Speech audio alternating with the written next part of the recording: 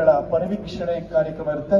ಈ ಒಂದು ಪರಿವೀಕ್ಷಣೆಗೆ ಗೌರವಿತ ಸಚಿವರನ್ನ ವಿಶೇಷವಾಗಿ ಅಲಂಕೃತಗೊಂಡು ಗೌರವಿತ ಸಚಿವರನ್ನ 24 ತುಕಡಿಗಳ ಪರಿವೀಕ್ಷಣೆಯಲ್ಲಿ ಗೌರವಿತ ಸಚಿವರಾಗಿರ್ತಕ್ಕಂಥ KH ಮುನಿಯಪ್ಪ ಸಾಹೇಬ್ರವರು ಎಲ್ಲ ತುಕಡಿಗಳ ಪರಿವೀಕ್ಷಣೆಗಾಗಿ ಧಾವಿಸಿ ಬರ್ತಾ ಇದ್ದಾರೆ. ಇವರನ್ನ ಕರೆದೊಯ್ತಾ ಇದ್ದಾರೆ.